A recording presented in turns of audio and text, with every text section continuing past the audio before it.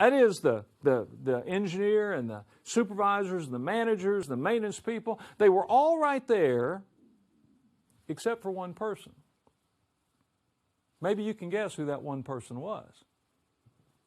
The operator. And he was standing off here 3 or 4 feet away, and he was just standing by himself with his arms crossed. Now, I had walked up, and I'm a couple, 3 feet from him, and I'm just sort of observing this. I don't have anything to offer. I don't know how to fix a piece of equipment. But I noticed this gentleman, and he's standing over there. And so I just sort of took a step or two over to his side, and I crossed my arms like he had his arms crossed. And I turned to him, and I asked him a simple question. That question. Ready? What do you think?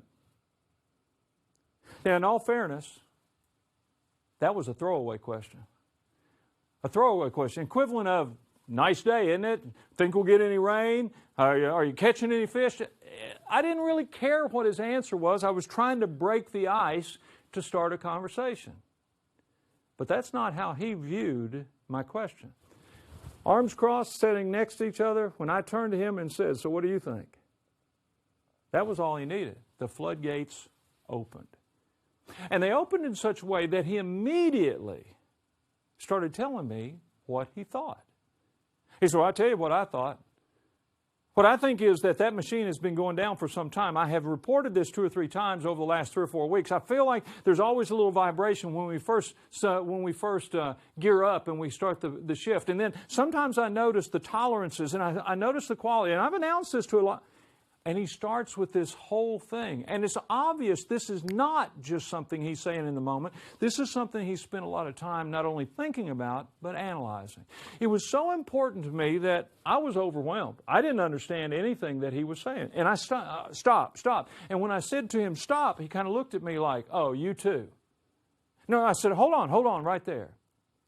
And I took 2 or 3 steps toward where the action was. Where everybody had huddled, and I tapped the engineering manager on the shoulder. Now, just so happened, I am the engineering manager from an organizational chart standpoint. We're on exactly the same level. So I tapped my colleague on the shoulder. He kind of turned around. I could tell he was perturbed. Kind of turned around and looked at me. He said, what? I said, come here a minute. He said, what? I said, just come here a minute. So he gets up kind of in a huff. And he walks over, and I said, tell him, I turned to the operator, I said, tell him what you were just telling me about what you've noticed about the plant, or about the machine. Just before this person started talking, the engineering manager said, yeah, go ahead, tell me what you know. And he said it in such a dismissive manner, with sarcasm dripping from the words. None of us, neither of us, mistook what he was doing. And as soon as he said that, the employee recrossed his arms. No, I don't have anything to say. You just tell me what you want me to do. I'll do it. You guys figure it out. And that was it.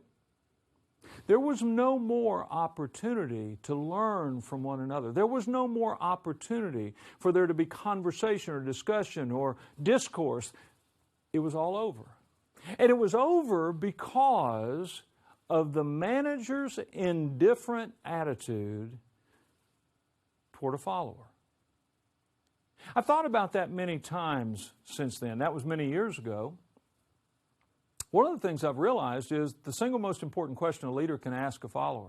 The single most important question a leader can ask a follower is, what do you think?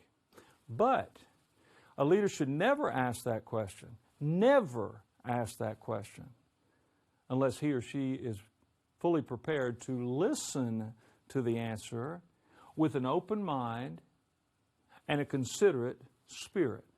Now, that doesn't mean you have to agree with what's being said. Certainly doesn't mean that you have to do what they want you to do or what they might suggest.